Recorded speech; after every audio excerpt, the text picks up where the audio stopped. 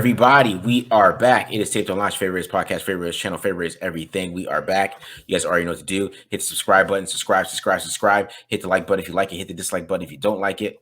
Leave a comment if you like it. Leave a comment if you don't like it. Also follow us on Twitter at @DMarkJohnNFL for me, at MHolder95 for Matt, and of course, pandasups.com, discount code TDL for 35% off. All right, guys. So 5-5. The Raiders got 2 wins in a row. And now we have 2 positive film reviews coming. So this is a roll. This is we're on a roll here. Like I don't know what you're talking about, man. I've had way more positive film reviews. Luckily, I'm doing defense. That's true. It's true. That's my favorite line from Major League, the movie. Have you seen Major League, Matt? Oh yeah. Yeah. He says we won 2 in a row. A next win is what we call a winning streak. Okay, so we won 1. We win 2. We won 1 tomorrow. That's 2 in a row. We win 3. That's called a winning streak. I fucking love that clip. That's the best. The best, great. Man. I love that movie. Great. All right, but that's what we got, man. If they beat the Dolphins, got a winning streak here, guys. So 2 in a row.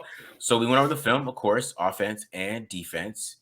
Matt went over defense. I went over the offense.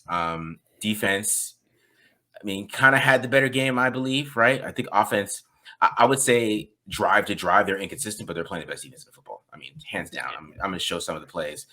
Like, it's just, they're the best defense in football. Like, it is, They are ridiculous everywhere. So, what are your thoughts on the defense, how they played?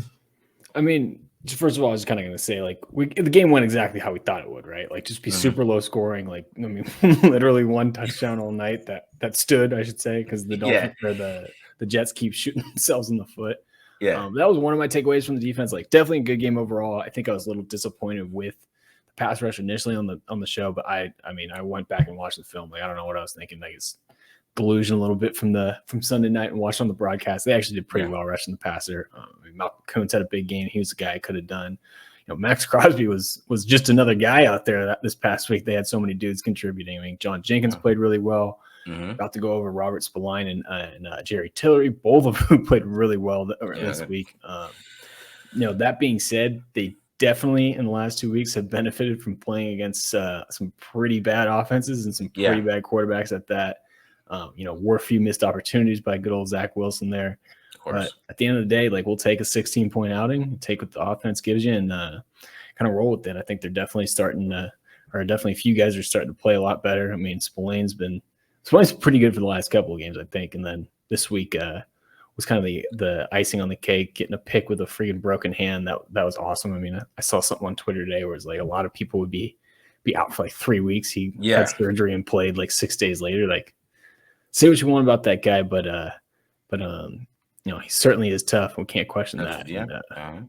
We position this as at least defensive side of the ball. This is the tape don't lie, eat some crow episode, because we've been hating on Spillane and Tillery a lot, and like I said, man, they played out really well. So we got to give them their flowers and you know, take one on the chin right there, because we were wrong on those two for at least 1 week. For 1 week, yeah. Jerry Tillery, I guess I saw his PFF grade. I hadn't got to the film yet for defense, but kind of excited to see what he did to get that good grade.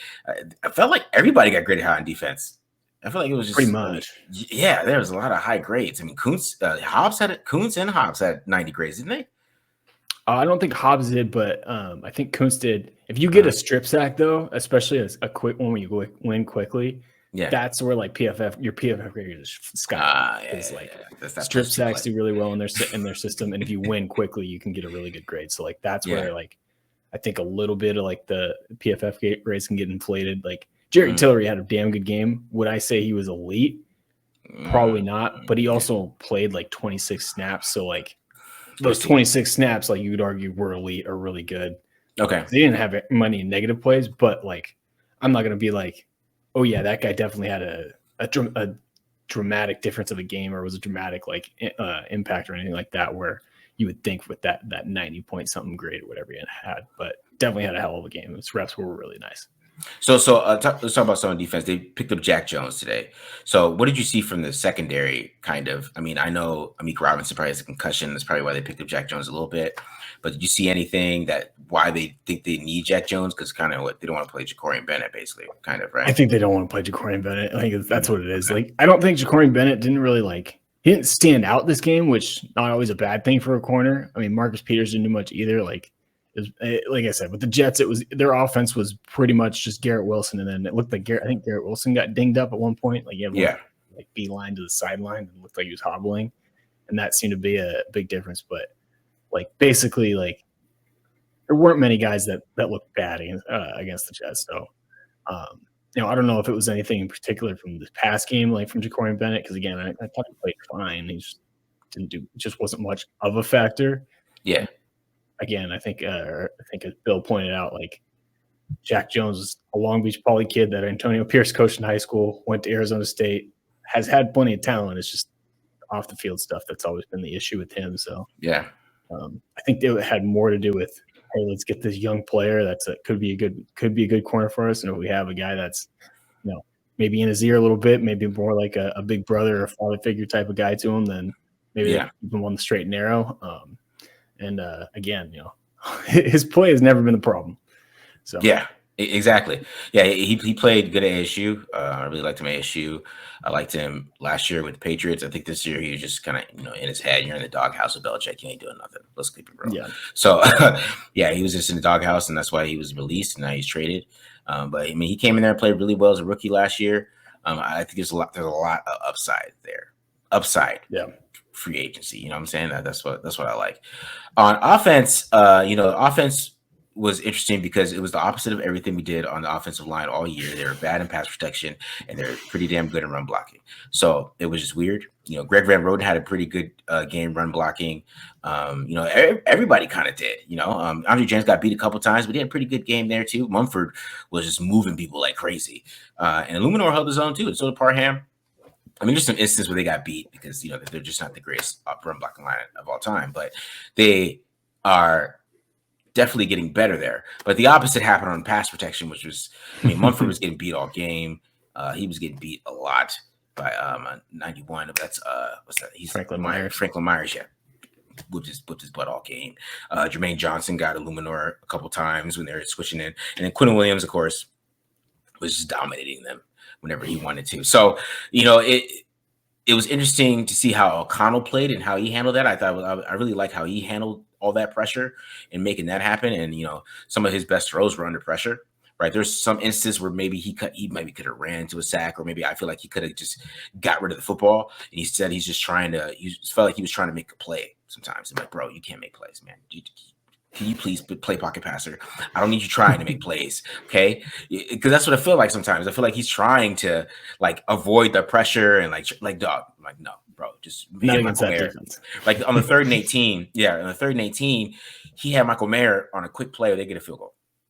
But I feel like he tried to make a play and he got sacked. Just bro, just throw it to Michael Mayer. Let Michael Mayer catch it. He might get 9, right? But you get to kick a field goal there, and they probably have a bigger lead than they had going into that game. But I kind of like it. I feel like he's like a gunslinger type of guy. But I don't know if you're gunslinger type of talent, and that's the kind of my thing. We'll get to that later. But there's some talent there. I think his arm's a little better than I thought it was. But yeah, I think the way he handled it was pretty good. There's some good instances where he slid and everything, but he just got to get rid of that ball, man. It's okay. You're under pressure, bro. You cannot make anybody miss. I hope they're telling him that in the quarterback room. You can't do that. Just get rid of the ball. Yeah. You're under pressure. Get rid of it. That's gonna be your because you're a pocket guy. So that means you're a pocket guy. That means you should take less sacks, right? But he's trying to make a play still. And then he made one. So I can't say that anything because he made one in the red zone. So it's but I just all the time I just don't want you to do that. Just you're slow. Play pocket passer, please. Just be pocket. That's all I ask, bro. For the pocket. But Josh Jacobs looks great. He still missed some holes sometimes though, but he looks great. I'm not gonna get too onto him, but he got 100 yards. I thought he looked great on offense. And of course, I'm doing Davante Adams today because I thought he looked good, but I thought Sauce Gardner is. I'm gonna talk about Sauce Gardner a little bit. I mean, just watching the broadcast and seeing the few reps, he's legit, man. I mean, not that we didn't know that going into it, but to see him how he played Davante, I'm curious to see on the breakdown. Just again, working just off the broadcast, he gave Davante a lot of trouble that I haven't seen Davante struggle like that in a while. Yeah. It helps when you're 6'5" and have 35-inch arms or nearly. So Yeah. I did kind of get into how Davante's not winning as much as he has like in the past, which is very interesting to just think about. I'm going to show how they moved him in the slot, which I think they should do more often, just because what I'm talking about, and I'm just saying that very quiet because I don't want anybody to hear me say that. But I don't want to hear anybody say that as I put that on the YouTube channel. But on the YouTube channel, it was very quiet though. Because I even showed on the breakdown, the one play breakdown, and that play's supposed to go to him, and he's playing. He gets DJ Reed. It's a slant. Usually he just kills people on slants, and DJ Reed was on him. I was like, ugh. And it happened a couple times this game, but I'm not gonna get too crazy about that. I mean, it happens. He murdered some guys too, so it's still out there. But all right, so let's get into the film, man. We're talking too much here. Let's do defense first. Let's do defense. Switch it up. They deserved it, The TDL defense, we're going to eat some crow this week because Robert Spillane and Jerry Tillery, they had a couple pretty good games, and we'll see a few reps here, see a few crossover reps. Like this one, the Jets are going to run a little outside zone with the toss action here. I mean, Spillane does a great job of reading it, beating that offensive tackle to the spot and using a little club move, a little cross drop, I should say, and then forcing that running back to cut it back up right here, getting involved in that tackle for loss. This is part of the reason too why you saw Hobbs get such a good grade, because it's a nice play by him too, as the slot defender here. But yeah, definitely a good play design too for the Jets. Obviously, the Raiders have like 8 in the box, and again, Hobbs playing inside leverage, but great plays will beat a great design every day of the week. And Spillane goes ahead and makes one. All right, second clip, going to be pretty similar. Another outside zone. One thing you'll notice a lot is the Raiders did a lot more gap exchanging this week. Like you'll see Jerry Tillery, he's going to work into the P gap post snap here. Even did it on that last rep too. I just didn't call it out. And then Spillane's going to work over the top. And what that does is with this outside zone blocking is now the tackle's going to be reaching Tillery, and he's going to reach him, but Tillery doesn't care, right? Because he's staying in the B gap. And then that's going to force this guard to kind of come up to Spillane, who Adam Butler here doing a nice little job getting away with some defensive holding, being subtle about it. Again, Spillane just beats his guy to the spot and gets a little piece of this lead blocker to help Jacorian Bennett out here. And then also Luke Masterson had a nice game too, just didn't play very much. Gonna come in and clean it up and go get that tackle right at the line of scrimmage. All right, let's see which one we got here. Another similar rep, and I think this one again we're going to see later. Or no, not quite on this one. Biggest difference here is the Jets are going to run duo this time. So they're going to get the double team on Tillery, which as we saw last week is usually a good call, but that little wrinkle that they changed, having them gap exchange, you're going to see what that does to this left tackle here, Mekhi Becton, is he's kind of doing Becton's job for him by getting into the A gap. But again, we want that as defensively because that's where he's supposed to be, and Spillane's going to come fill the B gap. So because of that, Becton is so far committed inside that when Spillane comes downhill, he just kind of has like a free open lane. And two, I'll rewind this so you guys can see it. Have a nice little subtle move with that shoulder dip to avoid contact.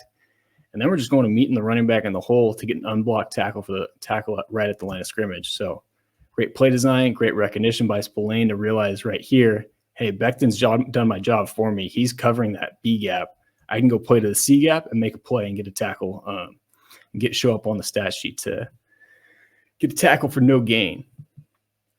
Moving on to some reps and coverage. Let's see here. Oh, this one, Raiders are going to be in cover 1. I believe this was second down late in the game.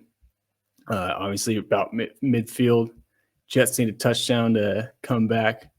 Raiders are going to be in cover 1, and they're going to run this little short, and the Jets are going to run this little short in route with Garrett Wilson. Good call because Marcus Peters is playing off like we've seen him do a lot this year. But Spillane as the low hole defender, going to read Wilson's eyes. Wilson sees that and doesn't like it and comes off of it. Again, so we're a little bit, I'll defer to you a little bit here, Marcus.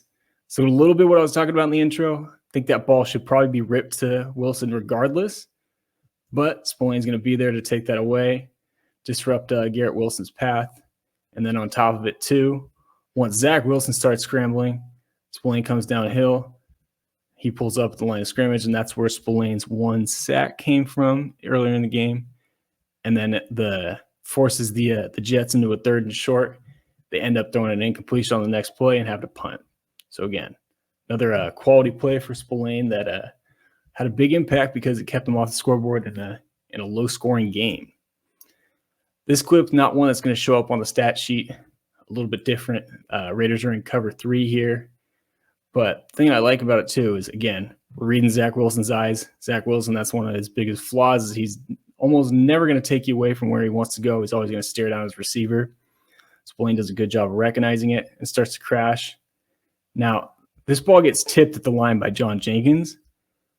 But, like, you can see it right there, like, if the ball's on the 25. And, again, it gets tipped, so it gets slowed a little bit. But I think Spillane might have had a chance to pick this had it not gotten tipped. Or he's at least in a great position to go help and collision Garrett Wilson there right at the catch point, maybe force an incompletion or something like that. Get a better view of it from the back end here. But, yeah, nice rep from him just to kind of be in the right spot. And, again, if that ball's not tipped, I mean, he's got a pretty good job. Well, not with his head turned the other way, but he's at least got a pretty good job to force an incompletion with a hit. And, at the very least, make sure Wilson has something to think about next time he comes over the middle. Next rep, we're going to see him in cover 2. He's going to be the Tampa dropper here. Now, originally against play action, he's going to open his hips to the passing strength here with the 2 receivers, but looks and sees neither of those guys are a threat to cross the midline there. Flips his hips, picks up Conklin in the middle of the field. Takes that option away from Zach Wilson. Now, our buddy Divine Diablo here is biting on the play action fake a little bit. Standing there, doing his best with his arms in the air, 10 yards away from the guy he's supposed to be covering. Wilson ends up hitting him, and then Spillane comes off of his man and ends up making a beautiful open field tackle. I'm going to back this up a little bit. Now, had he missed this, this might be a touchdown, and it's at the very least an explosive play. Yeah, it's Alan Lazard. It's not a touchdown. Hopefully. Okay. Well, hopefully Ja'Cory Bennett catches Alan Lazard. I hope that. Very true. Very true. Hopefully him or Marcus Epps too. I didn't realize it was Lazard, but at the very least, it's an explosive play where he's probably getting to the 50 and across midfield. But Spillane makes a nice little play. Again, those are big when you come up with when you have a 1 possession lead in a low scoring game. All right, this is going to be our last Spillane clip here. I'm going to see the pick. Raiders are going to run cover 4. And what was I saying earlier, Marcus? Zach Wilson, he's always going to stare down his receiver. Mm-hmm. Boom. I mean, an excellent job of Spillane of just reading Wilson's eyes all night. Finally pays off, hits pay dirt. Let's go celebrate. Hit the showers. I guess they had one more drive after this, but still. Yeah, but for a dude with a broken hand, I'm loving that. I'm loving that all day. This is a terrible offense, man. Why did he call slant flat so much? I mean, he can't read that correctly, so he might as well keep. I guess I got to keep going to that. I don't know. I think their options are limited with Zach Wilson for sure. Oh man, okay, I guess I don't know. All right, keep going. All right, so moving on to some Jerry Tillery. He actually stood out a lot against the run. One thing the Raiders did with him a lot more, though, that we'll notice a lot in these clips, is they played him more at defensive end on running downs, and then they kick him inside when he was in on passing downs. Like here, you're going to see him lined up as a defensive end. The Jets are going to run. They're going to motion to counter, right? Basically, they're going to have the 2 pullers just have these guys switch with the guard trailing the tight end, and the tight end being the lead blocker. But what I like from Tillery, too, is he's kind of quick to recognize it. Like he sees this tight end is coming down to block on him. I mean, that's perfect technique right there with his hands nice and tight inside. Gets his helmet on the inside here. I'd like to see him stay probably a little bit closer to the C gap, because if this was like a true counter play, that might be open a little bit. But it defeats the block and at least makes that running back think about cutting it back, or at least forces that running back to cut back inside, and then Marcus Epps and Bilal Nichols end up making the play. Nichols had a few good reps against the run, too. A lot of surprises from this game. Yeah, I mean, they played the run pretty well. They only had 2.2 yards per carry, right? Yeah, something like that. Yeah, good effort up front as a whole. All right.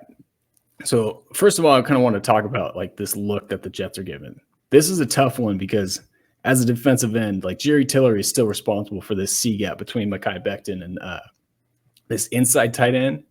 But this is a tough look because obviously the inside tight end's like a couple of yards behind the line of scrimmage. It's like that nub. Yeah. So he can't get his hands on him, obviously, which makes it harder to take on a block from him. And he's got to worry about the down block coming from this outside tight end. So now he's got three guys that can block him, right? But Kai Becton can come out on a base block, so can the tight end, and he's got to worry about the down block. So it's a tough look for a defensive end, and the Jets are going to get a little tricky with it. They fake counter, with this with the nub faking the pull and then spinning around. And then two, Tillery's going to get that down block from that tight end, which is tough, especially when you have to key two other guys. But what I like that he does is this is a beautiful long arm move. We're going to see a similar rep here coming up. Might even be the next one, where he's getting extension, keeping that tight end away from his body and preventing getting blocked. So that way, when he starts to work over the top to defeat the block, I mean, CJ Uzomah has no choice but to hold him. Yeah. Now, I don't know if Jerry Tillery makes this play on is that Garrett Wilson around the edge. Yeah. So we'll take the hold for a loss of 10 yards any day of the week because that ended up being a first down. But still, great rep by him. Ends up drawing a penalty and making it a positive play. Same thing on here. This time he's on the backside of the run, lining up at defensive end. Jets have 13 personnel with like a little bit of a jumbo package and all three tight ends lined up on that side. He's going to actually be on the backside of this as they run inside zone. And then shout out to, as we're talking about with team defense, Paul Nichols doing a good job holding up the double team. Jenkins beating his guy. Crosby doing his thing. And then Masterson comes down to Phil. Beautiful job forcing that cutback. And then working back to Tillery. I mean, Marcus, we've watched this guy for what? A full season now? Yeah. Have you ever seen him shed a block like this? No, I've never. Nope. Wow. That is beautiful. That is perfect. Like, let's watch that again. Man, I've never seen the play run defense like this at all, man. This is this is beautiful. This is awesome. It just took playing the Jets. That's all it took. I guess so. They're gonna need it this week, so hopefully this continues. Keep going. Yeah. All right. This is okay. So this is the clip we saw with Spillane earlier. So again, Tillery is gonna slant into that B gap. One of those big changes the Raiders did this past week. We'll see that long arm move. Now, it's not quite of a long arm because this dude's about 400 pounds and Mekhi Becton not tight end anymore, but it's the same, premise, right? He's got that long arm, getting some extension to prevent Becton from getting into his body because, again, you don't want that dude with his big vice grips grabbing onto you. So he keeps him off there. I mean, he's winning the block, ends up spinning back outside of his gap, this time after the running back commits. And ends up making a pretty nice play, or ends up factoring in at least into the tackle, getting in there with Masterson. Is that Jenkins there too? Yeah. Yep. So, again, another great team defense and not something we've seen from Jerry Tillery. If you would have told me he's taking on Mekhi Becton with a long arm in this game, I would have thought you were crazy because that's a beautiful rep against a big dude. Antonio Pierce got Jerry Tillery playing run defense. All right. I know, right? He is that great of a coach. I guess so. All right, we'll move on to some pass rush. Tillery, I think PFF required him with 5 pressures. 2 of them came on basically the same look, so I'll spare you guys some of the time. It's a play action look, and what I love too is he clears the tackle here. You'll see his eyes. Let me back this up a tick. See his eyes go inside first. Sees Becton goes down, then takes his eyes outside. Sees that guy's going to block that Malik Red right there. And then, boom, eyes back inside, take on the block, wins around the edge, and that's going to force Zach Wilson to step up there. And I love it, too. He recognizes that, gets that outside hand involved. You can see it right there to use that tight end or that split blocker's momentum against him and kind of push him out the way. And that's going to force Zach Wilson to get the ball out, throw without getting his feet set, and it leads to an incompletion on this one. I will say the first one that he did was like with the first play of the game, and they actually completed it to Wilson for a big gain, but we won't go over that one. Okay. All right. So let's see. All right, so this one is actually going to be later in the game. I believe this is the drive before Spillane's pick, but similar situation where the Raiders are up, Jets looking to score late. The Raiders come up in this with 5 men on the line of scrimmage to muddy the protection look for the Jets, and we'll see what the effect that has. Spillane's going to end up dropping, and then so the guard starts coming inside to help on Butler. Because, again, his man dropped in coverage. Mm-hmm. And what that does is it sets up this little line game that the Raiders have going perfectly, where Tillery's going to loop around and end up getting a nice little cross chop to force Zach Wilson out of the pocket. Let me back this up. And what I love about Tillery on this stunt is, we saw this a few weeks ago with Max Crosby. He's working laterally, but he's still gaining ground vertically as he's working laterally. And that's what makes that stunt more effective. And, again, this was 3rd and long. So he flushes Wilson out of the pocket, which is basically what you want, right? On 3rd and long, they're already in field goal range. We'll give up that field goal. And then Divine Diablo comes up and makes the tackle well short of the sticks. And we're forcing the Jets to settle for a field goal, which ended up being the difference in the game. All right, this will be our last rep here. Again, I'm going back to Spillane's pick, just the other angle of it. And Tillery actually had a pretty damn nice pass rush. This was my favorite rep of his, and I think his most impressive. You'll see why in just a second. So the first thing that I love that he does is he sells the bull rush perfectly. Off the line, obviously we can see here, shaded outside shade on the guard. And off the snap, he gets to square, right? We get to square to give ourselves a 2-way go. And 2, that's going to sell the bull rush. And you'll also see he's got his hands involved. And you can see it a little bit. I'll see if I can time it right with the backup. Where if you notice right about here, you see how that guard kind of duck his head under and to kind of brace himself for the bull rush? Yeah. That's how he kind of gets off balance. And then Tillery's going to use his outside hand to pull that outside shoulder down. And which helps that the guard is off balance and it's going to get him more off balance. And then he just rips right through, forces Zach Wilson to make a quick decision, ends up getting the QB hit. And as we saw, it was the wrong decision. And end up being the big difference in the game. So, again, lots of from both those guys. Both those guys we got given quite a bit of crap from, but had really good games in both phases against the run and against the pass, and very few negative plays on the day for both of them, and for the defense as a whole, really. Yeah, I mean that was some impressive stuff with Tillery, man. I never seen him play run defense like that. I mean, even Spillane. I thought Spillane played some pretty tough run defense. I mean, that's why I was watching him on film. He felt like the last 4 weeks he wasn't shooting gaps like that. Saw him and Masterson play pretty damn well at linebacker. So, I think there's some kind of motivation there to play better run defense. Yeah. Go ahead. I was just saying, I feel like part of we saw Isaac Rochelle got released today. Part of that was obviously to make room for Jack Jones.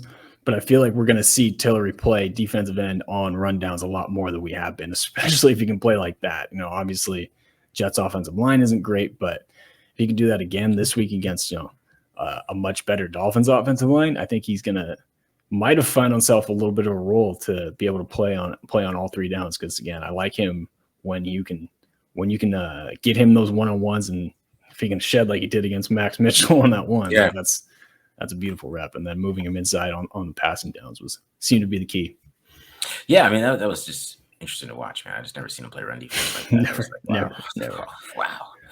We were rolling back the tape to his Notre Dame days last week, dude. I guess so, man. That's what I'm saying. I don't know what he told him.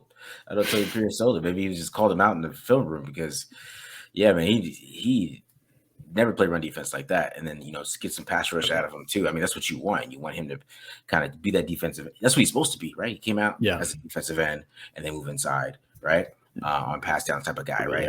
Yeah. I mean, really kind of, yeah. So, and Tyree Wilson, is not. He's getting better every week, but he's not there for if his team wants to kind of try to make the playoffs, right? Yeah, exactly. So he's not ready.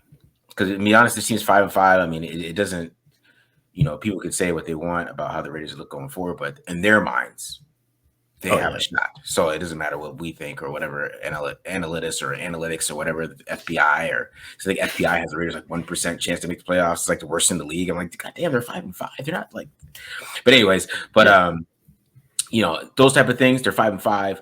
They think they could keep winning games. So they're gonna try to play those best players in the best positions and moving Jerry Tiller over outside. I know they tried to do that earlier in the year, but I feel like that was a better way to do it. But you know, Spillane looked a lot better too. So yeah, that was good to watch, man. That was good to watch them play run defense. I like Lou Max. I like Masterson, bro. Dude, he's good, man. He flies around. He plays with his hair on fire. He only played, like I saw on PFF, he only played 10 reps, but I tell you what, he made all 10 count. That's for sure. He's good, man. I was watching him all year, man. He is pretty good. I like him. I think he has a shot at being a pretty damn good linebacker. It makes a pretty good linebacker room with him in it. So, for sure. All right, because I don't know about Meyer Burning. I'm just gonna say that real quick. You know, I'm still salty over them keeping him over Drake Thomas, but that's neither here nor there. Yeah. All right, let's get to the offense. So I'm doing Davante Adams in the offensive lines. We're gonna look at Davante, how they used him a little bit, and then of course we're gonna look at how the offensive line decided they wanted to run block this game, but then decided they didn't want to pass block. So it was interesting. Great game plan there, but it worked, I guess. So great game plan, but it worked, I guess. So I like it. That's the hard hitting analysis you come to this channel for. Exactly. All right. So we're gonna start it off with Davante Adams here. So Davante, they moved him around a lot, which I like. They kind of when they got him to avoid Sauce Gardner because Sauce Gardner's only on one side. Let's keep it real. He only plays one side. DJ Reed plays the other one, so that they avoided him a lot, and that's why you saw him have a good game, go for 86, right? And I like how they moved him inside, condensed, right? And then so he's a slot right there, but they get Michael Mayer in motion, which I love. Bo Hardegree did so much motion, right? So you get the play action here. They're playing cover 3 in the back end. And you're going to get basically a Yankee concept. That's what they call it in the West Coast, but this is just a crosser and a post here. And I mean, O'Connell does a great job stepping up his pocket and anticipating this because he's really not open right here, right? Yeah. And he's throwing it here. So there's good anticipation on this throw. He's under pressure too. It's a great catch from Adams. All right, that's what you want from your number one receiver right there. That's how to play. But I like see Sauce Gardner. He can't guard him. This is cover 3, right? He's got to play in his zone. He can't really come up a man. So it just kind of eliminates that. And then what I like here too, which I'm gonna point out, just Bo Hardegree, just because I like Bo. I like what he does. So he's smart, and he's like, if I'm gonna run a post route that's deep on a play action, I'm not gonna have Jacoby Myers here. I'm gonna have Trey Tucker. So these guys all freak out. See what number 3? Look at number 3. Where's he looking? He ain't looking at Davante. He's like, oh my God, here comes Trey. And they're just going back. Look at him. This dude's in full sprint. And this space is wide open. And just leaves that wide open for Adams. Is a great throw. And you can even see like Sauce, like if you back it up a little bit, Sauce like points out that like I think that 3, I think is that Whitehead that needs to nail the crosser there. And he does, and like you can see him right here. He's got like his left hand pointed out, and they don't. Or he wants this guy to switch too, right? Yeah, that's what I'm saying. Yeah. But look at him, bro. He's already in full sprint. Dog. He's like his head's down. But that's what I'm talking about. This is scheming a great your wide receiver open. That's what I call that. And that's what you got to do sometimes with Adams. And that's what Josh McDaniels really didn't do is scheme him open. That's a scheming your best wide receiver open. So that's what it's about in the slot here once again. So they call this the ghost. You get an out route. He could stop here too, but a go route. Of course, another go route. You get a deep go route, and you're trying to open it up for Adams. Have Trey Tucker over there, right? And then Adams gets it right there. We see kind of you see here. I mean, it's not as much separation as you usually would get with Davante Adams, but it's still a good route. You know, I think O'Connell. He's on time, but it's like he could have been a little bit more on time. But it's Davante Adams, and I'm going to talk about that a little bit later. But he still was pretty on time for Davante Adams there. So it was a good throw. Watch it one more time. Let's watch it one more time.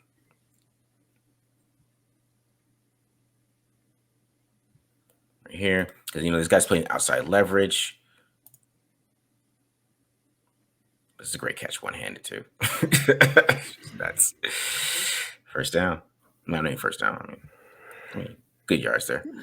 All right. Half. So this is we finally got some dagger this game, guys. It was one dagger. One dagger play. We ran it on first down, not third down. So that was the difference. We switched it up. We ran dagger on first down, not third down. Okay. And of course, we run a dagger. Let's get Trey Tucker. I swear, every time they wanted to open it up for Adams a little bit and give him some space, they had Trey Tucker right next to him. Run a deep route. So Trey Tucker's on the clear out.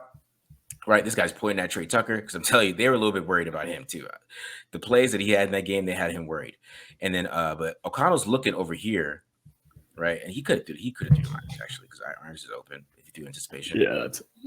Yeah, he's open, but he decided to come backside. He didn't like it, and then he anticipates to Adams here. So Adams is coming out of his break, and he's getting ready to throw this ball. He's throwing this ball here,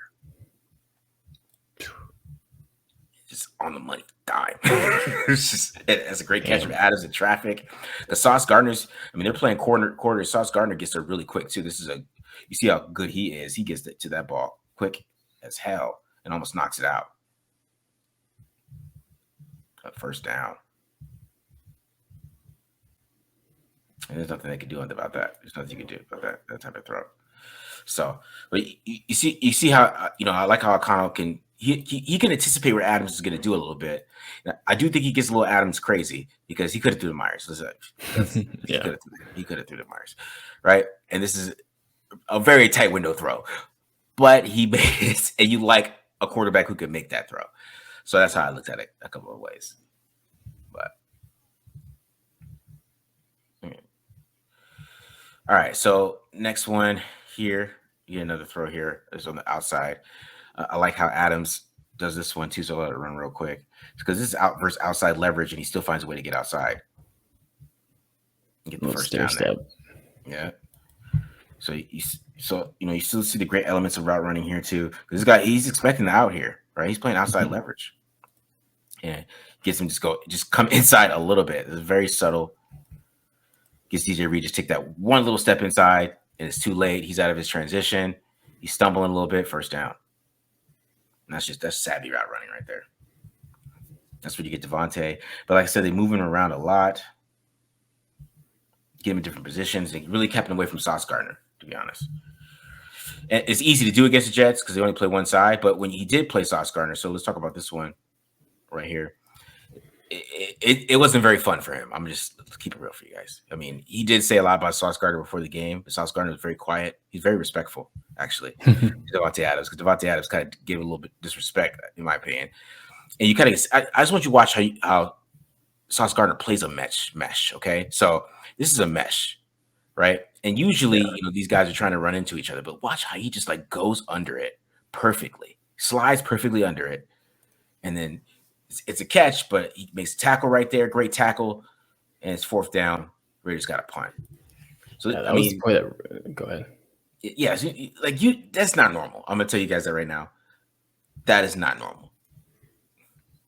Yeah, that was the play that stuck in my head of like, oh damn! Like, not only does he hedge the screen here and like does a beautiful job of playing the mesh concept, but he also kind of like little boys Davante Adams here with this tackle, like to make sure he doesn't get the first down. Like, yeah, he is for real, man. It is that. When I watched this play, I was like, wow, damn, that's how you avoid a mesh right there. I mean, there's nothing Hunter Renfrow could have done with that to try to make him hit that mesh. And then here we go on this one. It's him and Adams one-on-one one more time. Adams tries to hit him with the inside-out route. No, he's all over it. Nothing. So this is why they avoided Sauce Gardner. I'm gonna keep it real. But on this play, I do want to show something that I thought that I really love. Okay, so the Dolphins do this play with Tyreek Hill, where he comes in this tight end thing, and then he sprints out and does a whatever. And that's what Bo Hardigree did with Trey Tucker. Copycat league. But just next time, Bo, just do the dig. Get him on a dig because this dude is in bail. If he does a dig, it doesn't matter what type of route he's running. They're all over Trey Tucker, too. Look at this safety, man. They were super worried about Trey. But see how Sauce Gardner's kind of just all over him there, everywhere. That they can kind of every type of route. And then here's the interception. I want to talk about the interception here because they're in quarters, okay? And this is the route they call toggle. So you're getting a option route. He can go in, out from Michael Mayer, and he can go in or out from Davante Adams. So this one takes a lot of reading, okay? You have to understanding where the guy's going to go. So on this one, right, we're playing quarters. I mean, they're kind of bracketing Adams here a little bit. Now, O'Connell, for some reason, he forces this to Adams, and I kind of could see why he did, because if Adams doesn't do all this funky stuff and just runs right here, he should catch it before this guy breaks on it. But, you know, Adams is he's being Mr. Funky. He still hasn't came out of his break yet. Oh, yeah. And it's picked off. So I mean, that's kind of the dynamic with Davante Adams sometimes you got to get used to, that every quarterback has to get used to with him. And, you know, it took Aaron Rodgers years. He's going to do some funky route running. So, in my opinion, O'Connell should have waited, right, until he got out of his break, or just throw the ball to Michael Mayer, who is wide open. Michael Mayer is wide open for a good catch and run, right? But also, if Adams is just decisive on this route and just breaks, I think he catches this. He might get tackled while he catches the ball, but it's not an interception. Gotcha. So that was kind of difference with there. But, you know, that's what happens when you play with Davante Adams. You know, it's just you gotta get used to that, and that's not really on O'Connell. That's why probably Davante, you know, he's not talking about that at the game. He's not mad. That's kind of on him doing too much there. Just get in out of your breaks there sometimes. All right, let's get to the run game. Go ahead, Matt. I was just saying too, like guys that haven't really practiced that much together, even, you know, O'Connell being second or third string for most of the season and just getting promotion, like you said, like that's something where, you know, if you know Davante like Derek knew him last year, then it's a completion. But yeah, when you're not used to working with a guy, like that kind of stuff happens. Exactly. All right, so here's the run game. I thought they were pretty impressive here. Okay, so here we getting some outside zone. I'm sorry, my bad. Basically mid zone here. We're getting some mid zone, strictly zone here. Look at some of these blocks. So Mumford, you know, Solomon Thomas is attempting to get him beat, but Mumford just keeps pushing, which allows this cutback to happen for Jacobs. You see on McCoy over here, you see Parham and James working together. There's some damn good blocks there, right there. They're getting some push. I mean, Van Roten I think he over pursues a little bit too much on this one, or, you know, that's just Quincy Williams, just a monster, and just goes right past him. But you see Jacobs was able to have a cutback because it's a good block from Mumford there. Yeah, Van Roten's a little quick to get out of there, but I think that's because, like you're saying, Quincy Williams flies around the field, so I think he was trying to just get out. He was trying to get out there, and Williams basically just went around him, right? But also, you know, Williams trying to go around him kind of opened up this cutback a little bit too. Yeah, that's a good run by Jacobs. Get some good yards, about 6 on that one. All right, so here we go once again. Like I said, they're moving lots of guys around here. I like the motion on stuff here. So now get a little inside zone. Or is it? Yeah, it's inside zone. No, it's inside zone. Yeah. Yeah. Right. And you see, you know, Van Roten get up to the second level. Mumford is just monster, just destroying this guy. You see James and Parham are working well together there. They got DeAndre Carter in here, which I thought was crazy, but that's fine. He did all right against Franklin Myers there, man. That's a pretty decent block. But right, if you see how it was like this has not been there all year, right? But that's why I think they're always been a zone blocking team. You see Van Roten does a good job with that combo block getting up to the second level. Mumford is just a mover, and then Parham and James did a good block there, right? And you get about 4 or 5 yards there. I mean, Quincy Williams and CJ Mosley are just monsters. So, again, let's say they do this against the Dolphins, they're gonna have some bigger runs. All right, so on the toss here, so you see this. I kind of like, you know, Mayer's kind of slingshots. He just knocks him down a little bit. Franklin Myers there on the toss. Yeah. Right. Everybody getting some movement. Right, and there's some good movement here from James and Van Roten. And the Mumford getting some push there. Again, some of these linebackers keep pushing these guys back, and then you get Mayer. He's going to finish him off, get a good block, and then it just leaves Jacobs one-on-one with Sauce Gardner, who makes a good tackle there. But that's 9. So it's just the total opposite of all year, man. Total opposite. It's like, where has this been all year? I mean, these guys are pretty damn good against the run, this team. That was so interesting about watching this. And maybe you've seen it going forward, but we'll see why they need Colton Miller in the pass protection. But all right, so here we go. Once again, this is the big run of the game. Now they'll go duo this time. All right, you see it once again. Good block, great block by Mumford. Good block by the tight ends. Van Roten does an excellent job getting to that second level on this block. And then what I love about this one is how Jacob sets this one up. Yeah. Van Roten talked about him cutting inside, so he told him to cut inside. But this is a setup too. His eyes are on that safety. He's getting that safety to commit. The safety just is diving, looking crazy. And then Van Roten just has a great block on the linebacker right there. Terrific block. It just opens it up, that big old hole. And then Sauce Gardner. And honestly, I feel like if Josh Jacobs didn't try to stiff arm this guy, he just kept running, he might have got more yards. But he tried to stiff arm him, and then he lost the ball, which was just foreshadowing for later on in the game. But yeah, but I'll go back a little bit. You see, I'm telling you, the offensive line look. I'm not gonna say excellent because I saw some bad runs. I'll say they look good in the run game here, and this is something you haven't seen all year, to be honest. And Mumford makes a big difference in the run game. I'm gonna keep it real. Yeah, it's just you can't. His pass protection is a little worrisome, but yeah, I saw his PFF grades like his run blocking was like really good, and then his pass blocking was like terrible. And you see it right here. This is proof. All right, so getting to some of the negative runs here a little bit. Oh, no, my bad. We're getting one more positive. My bad here, guys. One more positive. We're getting some more positive here. All right, so on this one, right, getting some more inside zone. This is a great block by Parham on Jermaine Johnson here.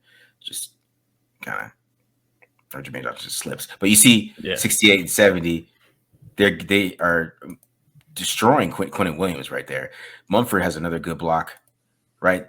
This gets the linebacker Mosley at a position because of how much movement they're getting there on Quentin Williams. Oh, it's not Quentin Williams. I don't know who that. Oh, Solomon Thomas. Okay, yeah. I was gonna say, damn. I was like, wow. It does. My bad. It's Solomon Thomas. Never mind, guys. On Solomon Thomas, who gets him pushed all the way back into CJ Mosley, right, and just leaves Jacobs one-on-one with the safety. That's about 9. All right, so now we'll get to the bad runs here.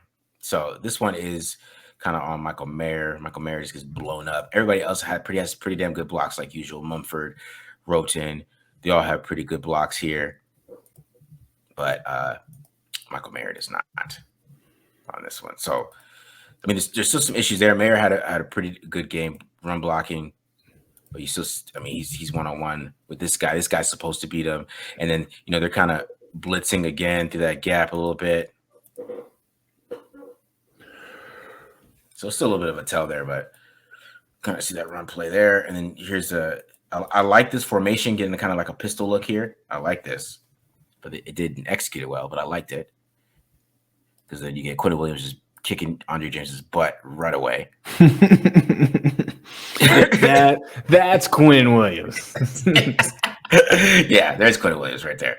So he just kicked his butt super quick, and it was over from when he got the ball.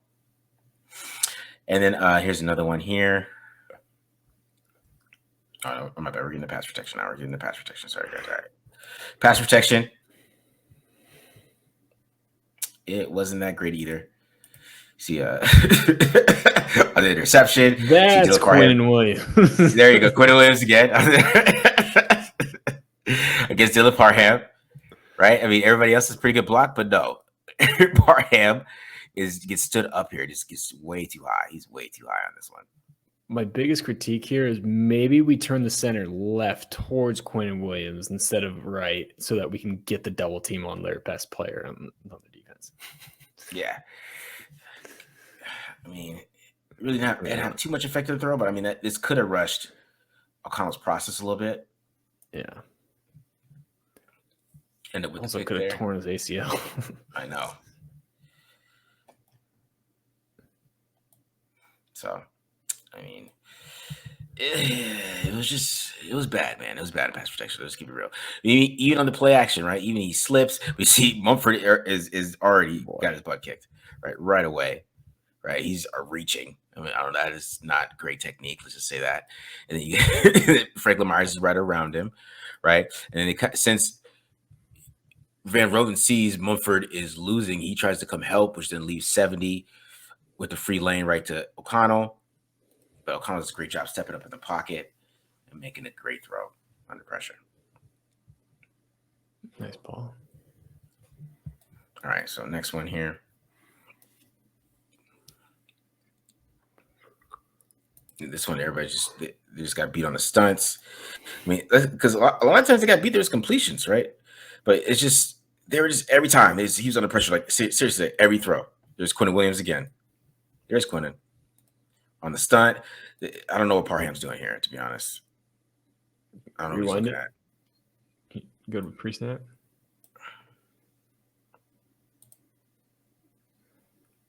Oh, he's worried about Huff.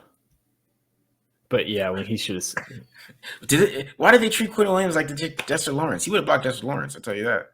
Yeah, that's true. Right, under pressure again. But I mean, he makes completion, but he was constantly under pressure. It was just constant all damn game. So here's a sack right here. See, Mumford gets beat again, and sometimes O'Connell he tried to do some of these pump fakes and maybe protect himself from the ball, maybe stop himself from throwing a pick. But I mean, there's guys coming open like Trey Tucker. If he had time, he has Trey Tucker. He could work through his reads. But here comes Quinnen Williams, sack. All right, that guy finishes off with a sack. He gives it to Solomon Thomas. What a guy! What a nice guy here. It's like, Solomon, I already got paid. You can get some cash, right? But I mean, just so you see Mumford getting beat, it forces O'Connell to have to step up a little bit, right? And then he has to step up right into the sack. Mumford did a pretty good job there. I'm not gonna say he got beat on that one, but all right. So here's another one. Another sack here. Some more stunts. They really struggle with stunts this game. So you got Franklin Myers coming. So I'll go back here. This is a great stunt here. This is a great one. So you get Johnson. He's coming inside. Then you get Myers coming inside too, while also the defensive end is coming inside. So I mean, this is a difficult stunt to defend, in my opinion. Right? There's a lot of guys moving inside. A lot of confusion here. This gives Franklin Myers the perfect stunt right outside.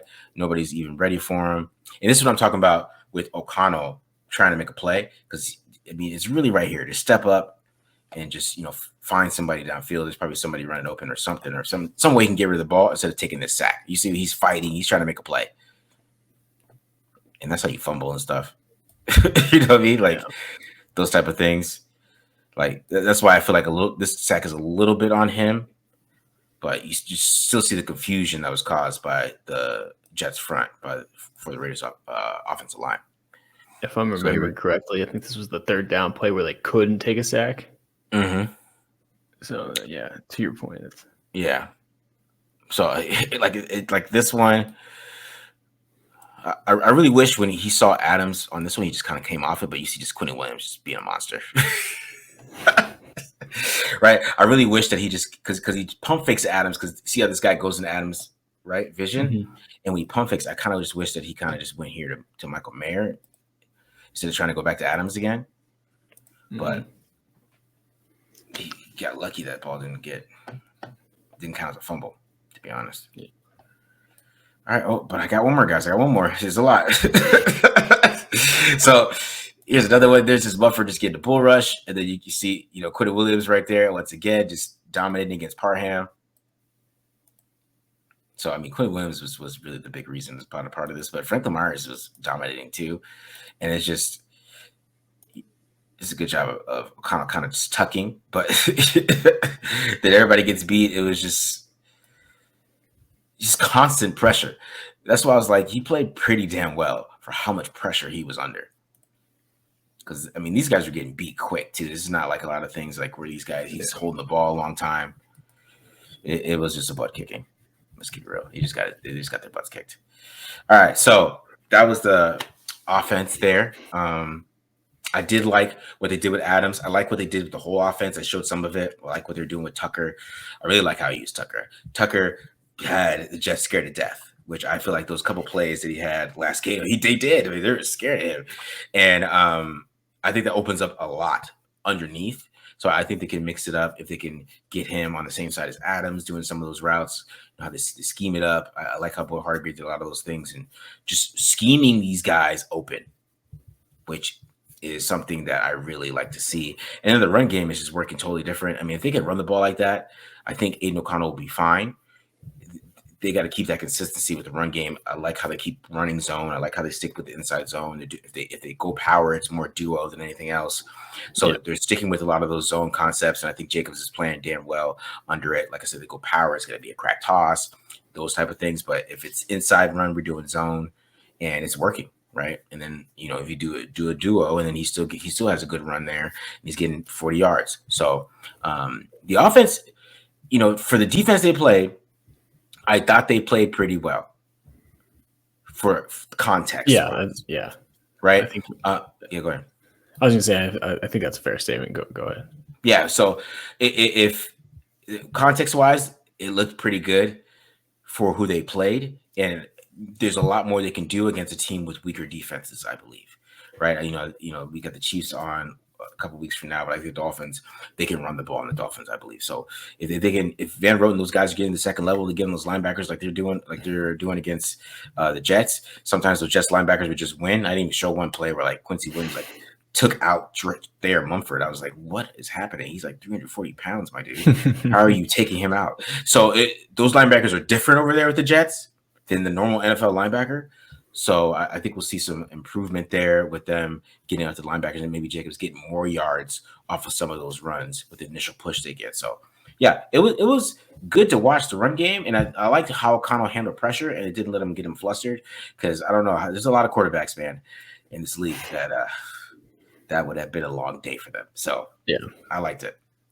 Yeah, for sure. One thing I did notice that I feel like that's been one of the changes Harvey to take over, and maybe you can confirm or deny this. I feel like they're dipping into their personnel a little bit more. Like you're showing Trey Tucker playing a little bit more, and being used as like that runoff guy that kind of almost like a decoy to use his speed. Like we saw DeAndre Carter get some more action. I feel like he's gotten a few more plays. So in addition to the opening up the playbook and showing more creativity, I do feel like he's using his personnel a lot better by simply using him. Like he's not just rolling out with the same 11 or 12, 13 guys every week. Like he's mixing it up a little bit more. So yeah, that's what I like, man. I like how he's mixing it up and I like how he's stealing.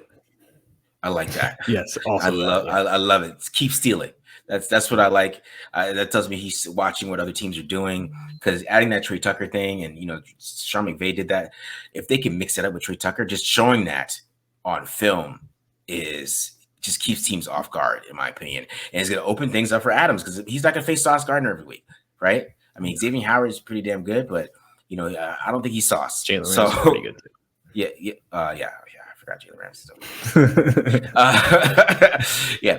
I mean, he's pretty good too. But Davante Adams has beat him before, so I've seen that happen where he's beat Jalen Ramsey. So those things are gonna open up for Trey Tucker, especially if they add like a dig to him running that route and doing a dig. I don't care how stiff he is. If he has those guys going this way and he comes back inside, man, that could be a big play for Trey Tucker.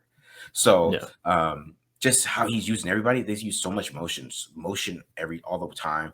Guys moving, Hunter Renfrow, he's motioning and then he's going one way and then he comes back, gets a screen, he gets 10 yards. It's just motion everywhere. It just looks like modern offense. It does. That's really what it is, man. I guess I was like, man, this is like 2023 NFL offense that I'm watching. And it shouldn't be this exciting to me, but it was. I don't like that. But I'm excited for it. I don't like how exciting it was just watching what everybody else is doing in the NFL. But a lot of pre-snap notions. So I really like what Bo Hargrave is doing. Is he's young, and I think there's a future there as a hit for him as offense coordinator. Seriously. Nice. Well, encouraging to hear. Yeah, I mean, it definitely feels like it's a much different offense. Like it feels like they're trying more different things and not just keep banging their head against the wall, running the same concepts that don't work. And like I was kind of thinking it too. Like their offense is starting to look a little bit closer to like what Miami does with that. What you're talking about with like the head start motion and a lot more creativity in the running game, the return motion from Renfro on the screen. Like it's finally getting to a modern level of offense, which we haven't seen the Raiders, even with Gruden, I'd argue a little bit was a bit of an issue. So, yeah, because I will point out too, Josh Jacobs did say that he, what I like about Bo is he listens to other coaches. Because I did see a lot of West Coast Scott Turner stuff in there for once. So I thought about that when I was watching the film that he said that, because I was basically like, Scott, where's Scott Turner? We all were like, what the hell is Scott Turner doing there? What is he doing? And I think we finally saw some of those things, because that Adams route to to that Sauce Gardner, he's playing when they're doing the kind of the wheel with the motion, that's a West Coast play, and there were some other West Coast plays I saw in there that they're mixing in there.